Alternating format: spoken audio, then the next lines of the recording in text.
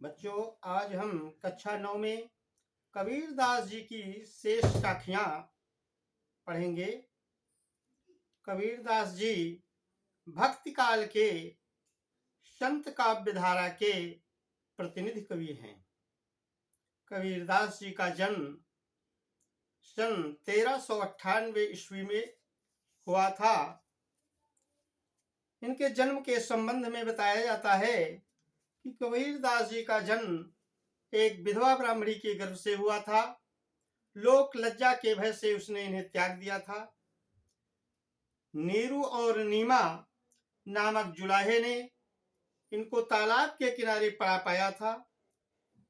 उन्हीं ने इनका पालन पोषण किया और वे ही इनके माता पिता कहलाए। कबीरदास जी का विवाह लोई के साथ हुआ। इनके एक पुत्र और एक पुत्री हुए, जिनका नाम, पुत्र का नाम कमाल और पुत्री का नाम कमाली था। कबीरदास जी यद्यपि पढ़े लिखे नहीं थे, लेकिन कबीरदास जी के जो शिष्य थे धर्मदास, उन्होंने ही इनकी रचनाओं को लिखा और कबीरदास जी ने स्वामी रामानंद से दीक्षा ली। इसलिए स्वामी रामानंद कबीरदास जी के गुरु थे। कबीरदास जी ऐसे समय में पैदा हुए जब समाज में अनेक कुरीतियां फैली हुई थीं, तो कबीरदास जी ने बाह्य आडंबरों का खंडन किया, हिंदू मुस्लिम एकता पर बल दिया। कबीरदास जी की भाषा पंचमेल खिचड़ी है, या जिसे सधुक्कड़ी बोलते हैं। कई प्रादेशिक भाषाओं का इसमें मिश्रण है। तो आज हम कबीरदास जी की शेष साखियां पढ़ने जा रहे हैं। देखिए, झूठे सुख को सुख कहें, मानत है मन मोद। जगत चबे न काल का, कछु मुख में कछु गोद। झूठे सुख को सुख कहे, मानत है मन मोद। जगत चबे ना काल का, कछु मुख में कछु गोद। कबीरदास जी ने इस साखी में संसार की नश्वरता को बताया है कि ये सारा संसार नाशवान है। इसलिए इस नश्वर संसार में मनुष्य को वास्तविकता नहीं भूलनी चाहिए। इसीलिए कबीरदास जी ने कहा कि झूठे सुख को सुख कहें। अज्ञानी मनुष्य सांसारिक सुखों को, जो मिथ्या हैं और दुखदायी हैं, उसी में कहते मानत है मन मोद, उसी में प्रसन्न होता है। जबकि यह सांसारिक सुख जो दिखाई देते हैं, ये सब क्षणभंगुर हैं, नाशवान हैं। लेकिन इस क्षणभंगुर सुख में मनुष्य अपना वास्तविक सुख समझने लगता है और इसमें वास्तविक सुख समझ करके प्रसन्न होने लगता है। लेकिन वास्तव में उसे इससे प्रसन्न नहीं होना चाहिए, क्योंकि यह सारा संसार कैसा है। कबीरदास जी कहते हैं कि जगत चबे ना काल का, कछु मुख में कछु गोद। यह सारा संसार काल रूपी चना चबेना के समान है। कहने का मतलब यह सारा संसार काल के गाल में एक दिन समा जाएगा। जो कुछ काल के गाल में समा चुका है और कुछ कहते मुख में कुछ गोद, और कुछ उसके काल के मुख में जा चुका है और कुछ उसकी गोद में पड़ा हुआ है। कहने का मतलब ये जितना भी संसार है, संसार में जितनी भी चीजें दिखाई दे रही हैं, वो सब नाशवान हैं। एक दिन ऐसा आएगा कि यह सब कुछ नष्ट हो जाएगा। तो इस संसार के कुछ लोग काल के काल में समा चुके हैं और कुछ अब भी उसकी गोद में बचे हुए हैं भक्षण करने के लिए। तो इस साखी में कबीरदास जी ने सधुक्कड़ी भाषा का प्रयोग किया है। शांत रस है, रूपक और अनुप्रास अलंकार है। अगला देखिए, जब मैं था तब हरि नहीं, अब हरि है मैं नाही, सब अंधियारा मिट गया, जब दीपक देखा माही। कबीरदास जी ने इस साखी में बताया है कि जब तक मनुष्य के अंदर अहंकार रहेगा तब तक उसे ईश्वर का साक्षात्कार नहीं हो सकता है। इसलिए कबीरदास जी ने कहा कि जब मैं था तब हरि नहीं, जब तक मेरे हृदय में अहंकार का निवास था तब तक मैं ईश्वर का दर्शन नहीं कर सका, किंतु अब मेरे हृदय में ईश्वर का निवास है, इसलिए मेरे हृदय का जितना भी अज्ञान रूपी अहंकार था वो सब नष्ट हो गया है। कहते सब अंधियारा मिट गया, जब दीपक देखा माही। तो मेरे हृदय का अज्ञान रूपी अंधकार तब मिटा जब मैंने ज्ञान रूपी दीपक के प्रकाश में सब कुछ देखा। तब मेरे हृदय का जितना भी अज्ञान रूपी अंधकार था वो सब नष्ट हो गया। इस साखी में भी कबीरदास जी ने सधुक्कड़ी भाषा का प्रयोग किया है और इसमें भी शांत रस है, अनुप्रास और रूपक अलंकार का प्रयोग किया गया है। अगला देखिए दोहा, कबीर कहा गर्वियो ऊंचे देख आवास, काल परो भूमि लोटड़ा ऊपर जामई घास। कबीर कहा गर्वियो ऊंचे देख आवास, काल परो भूमि लोटड़ा ऊपर जामई घास।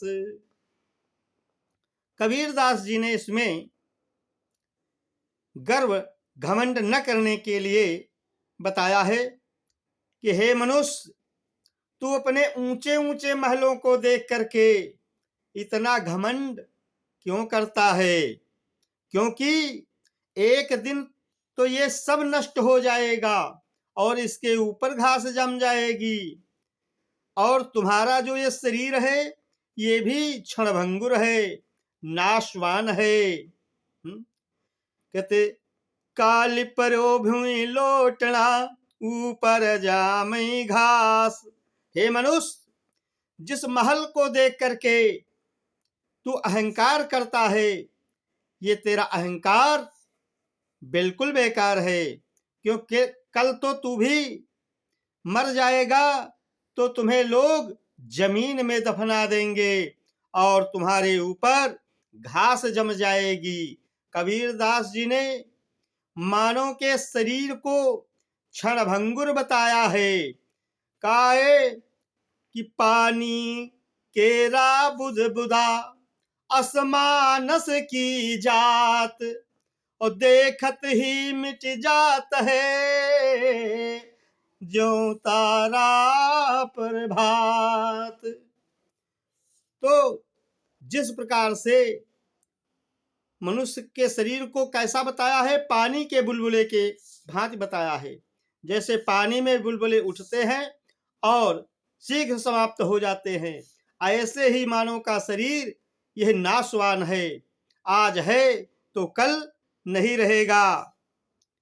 तो इसलिए मनुष्य को घमंड नहीं करना चाहिए। इसमें भी शांत रस है और सधुक्कड़ी भाषा का प्रयोग किया गया है। अगला देखिए, यहु ऐसा संसार है कि जैसा सैंबल फूल, दिन दस के व्यवहार को कि झूठे रंग न भूल। कबीरदास जी ने संसार की तुलना किससे की है? शेमल के फूल की भांति से की है, क्योंकि शेमल का फूल जो होता है वो देखने में बड़ा सुंदर होता है, लेकिन उसमें कोई सुगंध नहीं होती है। ऐसे ही कबीरदास जी कहते हैं यह संसार कैसा है? शेमल के फूल के समान, देखने में तो बड़ा आकर्षक और बड़ा सुंदर, लेकिन यह बेकार है। इसलिए दिन दस के व्यवहार को झूठे रंग न भूल। इसलिए कबीरदास जी कहते हैं कि दिन दस के व्यवहार को, दिन दस के व्यवहार का मतलब थोड़े समय के लिए, मानव का जीवन बहुत थोड़े समय के लिए होता है। इसलिए कबीरदास जी कहते हैं इस थोड़े समय के लिए झूठे रंग न भूल। झूठे रंग न भूल का मतलब वास्तविकता को नहीं भूलना चाहिए। इस बात को मानव को सदैव याद रखना चाहिए कि यह सारा संसार नाशवान है, एक दिन कुछ नहीं रह जाएगा। इस बात को सदैव याद रखना चाहिए।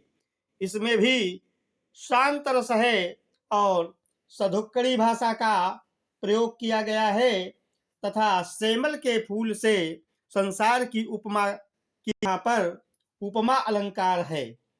आगे देखिए, यह अवसर चेत्या नहीं और पशु जो पाली दे, राम नाम जाजा नहीं अंत पड़ी मुख खे।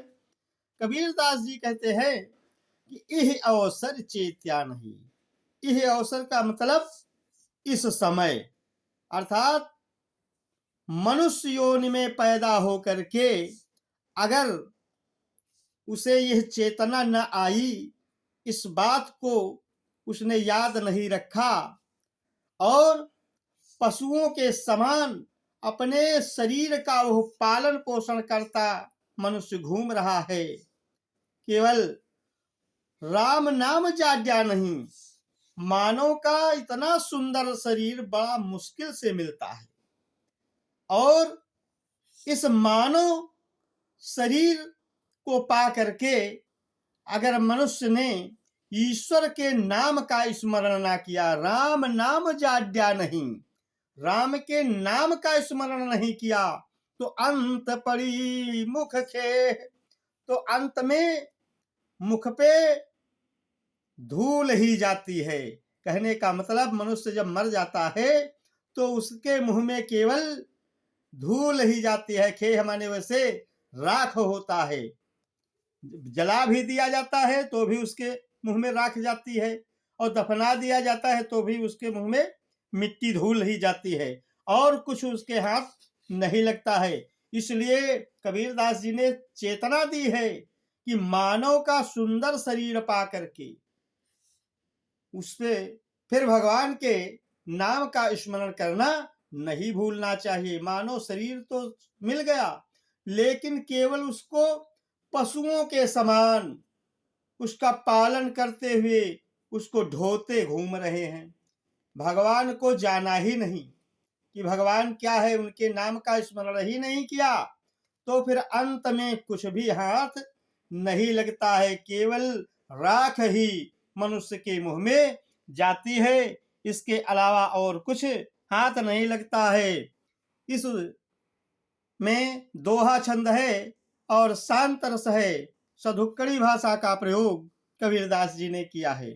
अगला देखिए, यह तन कांचा कुंभ है लिया फिरे था साथ, धपका लगा फूट गया कछु न आवाया हाथ। यह तन कांचा कुंभ है लिया फिरे था साथ, ढपका लागा फूट गया कछु न आया हाथ। इसमें कबीरदास जी ने इस दोहे में मनुष्य के शरीर को मिट्टी के कच्चे घड़े के समान बताया है, क्योंकि मानव का शरीर नश्वर है। इसलिए इसकी तुलना किससे की है? कुम्हार के कच्चे घड़े से। तो कबीरदास जी कहते हैं कि यह तन कांचा कुंभ है। यह तन माने शरीर कैसा है? कांचा कुंभ है। कांचा माने कच्चा, कुंभ माने घड़ा। यह शरीर एक कच्चे घड़े के समान है। लिया फिरे था साथ, जिसे मनुष्य अपने साथ लिए घूमता रहता है। जैसे कच्चे घड़े में जरा सी टक्कर लगने पर वो फूट जाता है और फिर कुछ हाथ नहीं लगता है, तो ऐसे ही कि धपका लगा फूट गया कछु न आया हाथ। जैसे घड़े में थोड़ी सी ठोकर लगने पर वो टूट जाता है और फिर कुछ हाथ नहीं लगता है, ऐसे ही मानव का शरीर कच्चे घड़े के समान है। जब मौत का धक्का लगता है तो यह टूट जाता है और फिर कुछ हाथ नहीं लगता है।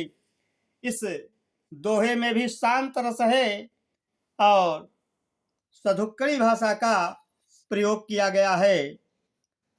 अगला देखिए, कबीर कहा गर्बियो देही देख सुरंग, बीछनिया मिलबो नहीं जिमका चली भुजंग।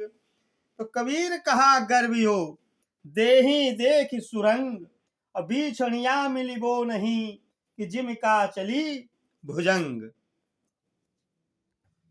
कबीरदास जी कहते हैं कि कबीर कहा गर्बियो देही देख सुरंग। कुछ लोगों को अपने शरीर की सुंदरता पर गर्व हो जाता है कि हम बड़े खूबसूरत हैं। इसलिए कबीरदास जी उनके लिए कहते हैं कि हे मनुष्य, तू अपने शरीर की सुंदरता को देख करके इतना गर्व क्यों करते हो?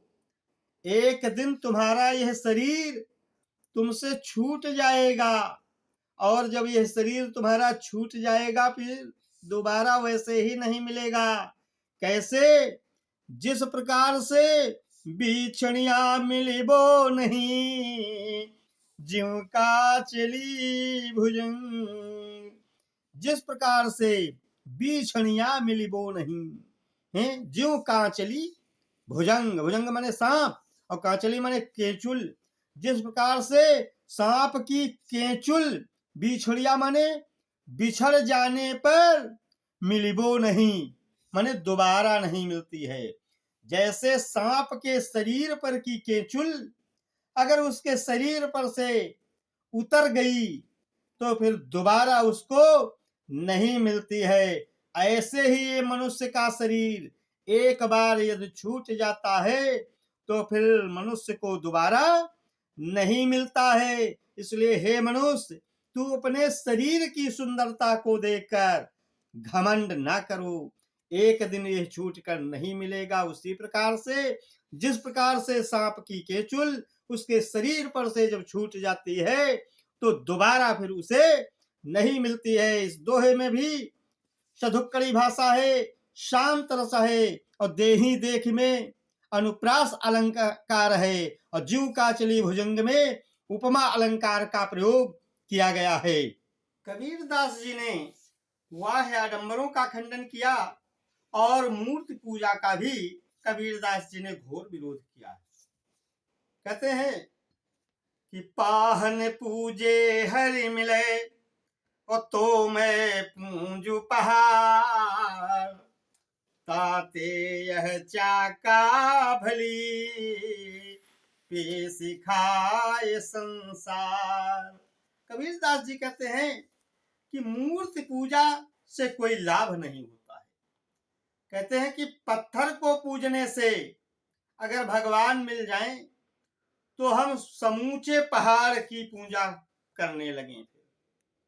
कहते इससे तो अच्छा ये संसार है जो चक्की का पीसा हुआ आटा खाते हैं और उस आटे के साथ में पत्थर को भी खा जाते हैं, तो भगवान नहीं मिल जाते हैं।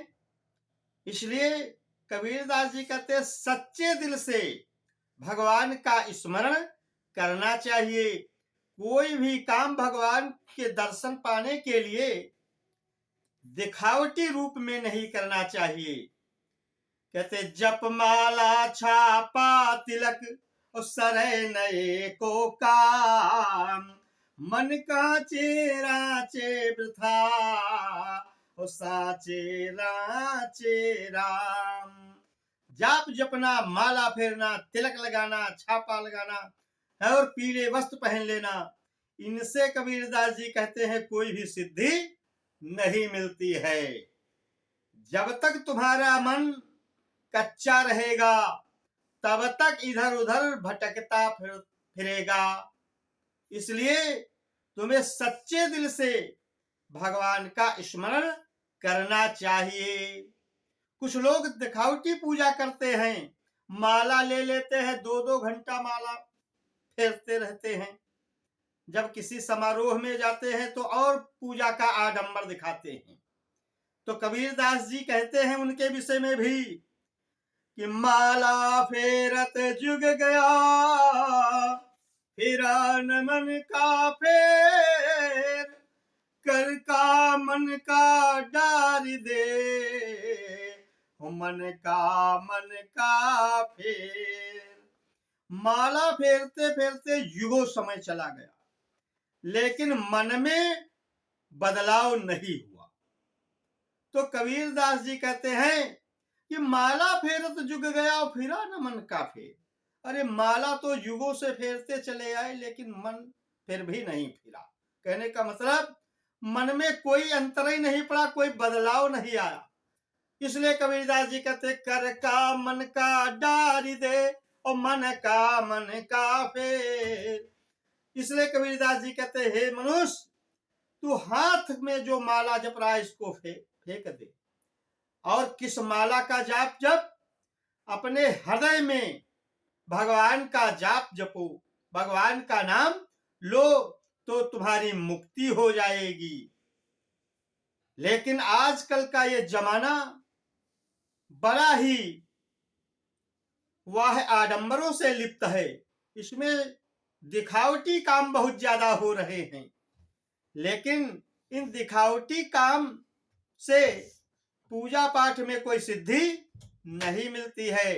तमाम आजकल ऐसे भी साधु संत हो गए हैं जो धर्म की आड़ में भी ठगाई का काम करते हैं। इसलिए जो वास्तविक संत हैं उनका वास्तविक रूप कोई नहीं पहचान पा रहा है कि वे वास्तविक संत हैं या बनावटी संत हैं। तो कबीरदास जी कहते हैं कि साधु ऐसा चाहिए कि जैसा सूप सुभाए, सार सार को गह रहे, थोथा दे उड़ाए। कबीरदास जी कहते साधु कैसा होना चाहिए? सूप के स्वभाव का। जैसे सूप अनाज को ग्रहण कर लेता है और कूड़ा करकट को फेंक देता है, सार सार को गह रहे और थोथा दे उड़ाए। थोथा माने कूड़ा करकट है, और सार को ग्रहण कर लेता है। अनाज को तो सूप ग्रहण कर लेता है और कूड़ा करकट को उसमें से निकाल देता है। संत ऐसा ही होना चाहिए जो तत्व की बात को हृदय में ग्रहण कर ले और विकारी वस्तुओं को, विकारी विचारों को हृदय से हटा दे। ऐसा संत होना चाहिए, तभी उसका उद्धार हो सकता है। दिखावटी संत बनने से कोई काम नहीं होता है। कहते पूजा करें पुजारी भैया ओ मन मारा खई साठ, ओ यही करम ते बन गए चींटा और बीचम परी गए गांठ। श्रीमन नारायण नारायण हरि हरि, श्रीमन नारायण नारायण हरि हरि। इसलिए कबीरदास जी ने ये चेतावनी दी है कि मनुष्य 4 घंटे पूजा ना करे, थोड़ी देर करे, आधे घंटे करे, 20 मिनट करे, लेकिन सच्चे दिल से ईश्वर का स्मरण करे तो उसकी पूजा सार्थक है। पूजा करना ठीक है, दिखावटी पूजा करने से कोई सिद्धि नहीं मिल सकती है। और फिर ये सारा संसार तो नश्वर है। वाह आडंबरों के करने से, लोक को दिखाने के लिए ऐसा करने से क्या फायदा है।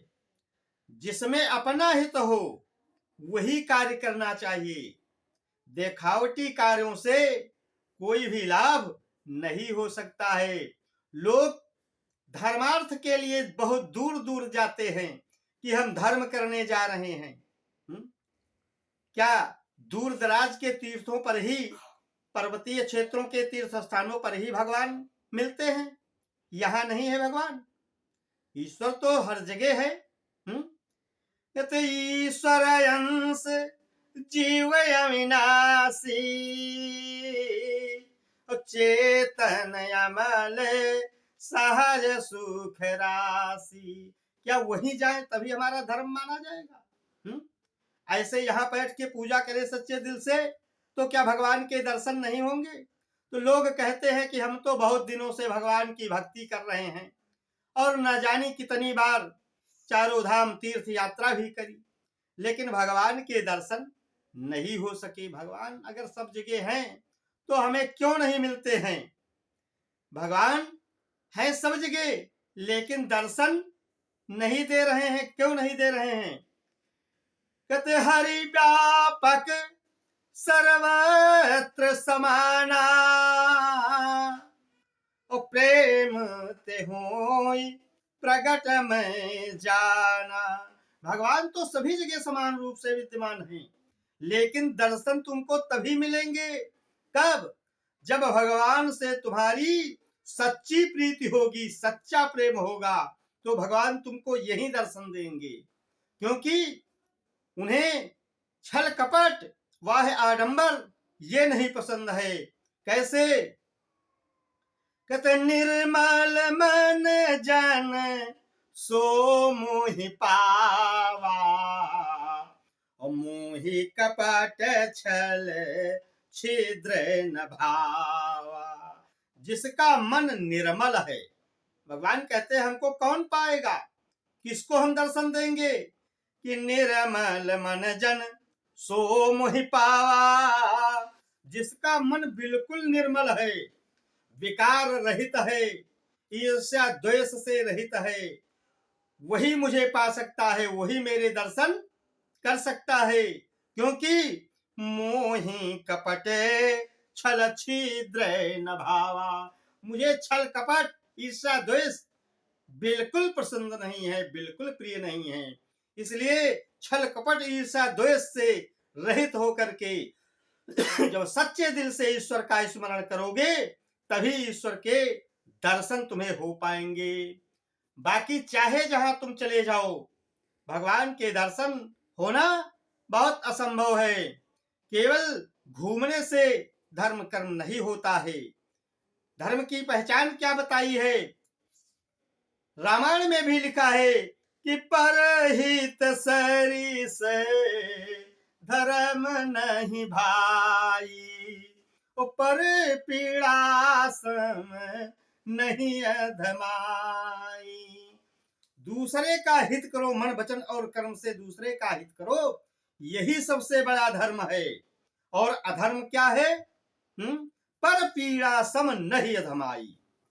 दूसरे के साथ अगर तुमने जरा सा भी अहित कर दिया किसी के साथ, तो समझ लो तुम्हारा ये अधर्म हो गया। इससे बढ़कर कोई नीच कर्म नहीं है। तो जहां तक हो सके वहां तक तुम धर्म करो परोपकार के माध्यम से। देखे वृक्ष, नदियां, ये भी परोपकार कर रहे हैं। कहते स्वयं न खादन्ति फलानि वृक्षा, पिबन्ति नद्या स्वयमेव नाम्भा। वृक्ष स्वयं फल नहीं खाते हैं, नदियां स्वयं जल नहीं पीती हैं।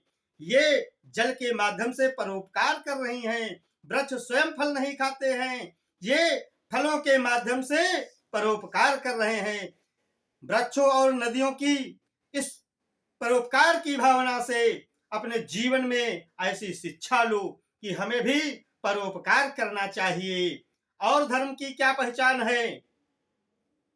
कहते धर्म न दूसर सत्य समाना, आगम निगम पुराण बखाना। सत्य से बढ़कर कोई धर्म नहीं है। वेद पुराणों में भी वर्णित है कि सबसे बड़ा धर्म क्या है? सत्य बोलना। नहीं सत्यात परो धर्मः, सत्य से बढ़कर कोई धर्म नहीं है। और भी कहा गया कि साच बराबर तप नहीं और झूठ बराबर पाप, जाके हृदय साच है और ताके हृदय आप। सत्य के बराबर कोई तपस्या ही नहीं है और झूठ के बराबर कोई पाप नहीं है। इसलिए जिसके हृदय में सत्य का वास है उसी के हृदय में ईश्वर का निवास होता है। इसलिए सभी लोग जहां तक हो सके सदैव सत्य बोलो, सत्य बोलो और प्रिय बोलो। कहते ऐसी वाणी बोलिए कि मन काया पाखोय, औरन को शीतल करे आपहु शीतल होय। ऐसी वाणी बोलिए कि मन काया पाखोय, औरन को शीतल करे आपहु शीतल हो। कहा गया है कि ऐसी वाणी मनुष्य को बोलना चाहिए जिससे अपने हृदय का जो भी अहंकार हो वो सब नष्ट हो जाए, दूर हो जाए, और तुम्हारे बोलने से, तुम्हारी वाणी से दूसरे लोगों को शीतलता पहुंचे और तुम्हारा भी हृदय शीतल हो जाए। लेकिन आजकल का समाज क्या कहता है कि हमारी जान पहचान समाज में नहीं बढ़ पा रही है। तो इसलिए तमाम उल्टे सीधे काम करते हैं कि हमारी पहचान हो जाए। हैं तो आजकल के जमाने के लोग क्या कहते हैं कि ऐसी वाणी बोलिए कि सबसे झगड़ा हो। अपनी पहचान बनाने के लिए लोग कहते हैं कि ऐसा काम करो कि राह चलते झगड़ते जाओ, तो लोग पूछेंगे कौन जा रहा है, तो तुम्हारी पहचान बढ़ जाएगी। हैं लेकिन उसमें भी निर्देश है कि ऐसे से झगड़ो नहीं जो तुमसे तगड़ा हो। लेकिन राह चलते झगड़ा करो, लेकिन ऐसे से सदा होशियार रहना कि जो तुमसे दूना हो उससे कतई कदाप झंझट करने के लिए तैयार न होना, नहीं तो तुमको उल्टा पटक देगा। कहने का मतलब यह है समाज दूषित हो गया है, ऐसी भावनाएं लोगों के अंदर हैं। ये सब कुत्सित भावनाएं हैं, गलत भावनाएं हैं। इनका कभी भी अनुकरण नहीं करना चाहिए, ऐसा कभी नहीं बोलना चाहिए। ऐसा बोलो कि समाज में तुम्हारा नाम हो, तुम्हारा आचरण सही हो, अपने चरित्र की रक्षा करो, चरित्रवान बनो। क्योंकि कहा गया है वृतम यत्नेन संरक्षेत वित्तम मायाति याति चे, अक्षीणो वित्तता क्षीणो प्रतस्तु हतो हता। चरित्र की सबसे पहले यत्न पूर्वक रक्षा करनी चाहिए। धन तो आता है और चला जाता है, धन से हीन मनुष्य हीन नहीं कहा जाता है, लेकिन जिसका चरित्र समाज में गिर गया वो फिर मरे के समान हो जाता है। बच्चों अब अगले दिन भी बताएंगे। आज हम यहीं से विराम ले रहे हैं और आप सब लोग हमारे आधुनिक हिंदी ज्ञान सागर चैनल को सब्सक्राइब करें, लाइक करें और अपने साथियों तक पहुंचाएं। और आप लोग भरसक प्रयास करके इसे सुने मन लगा करके, ताकि आपका भविष्य उज्जवलमय हो। धन्यवाद।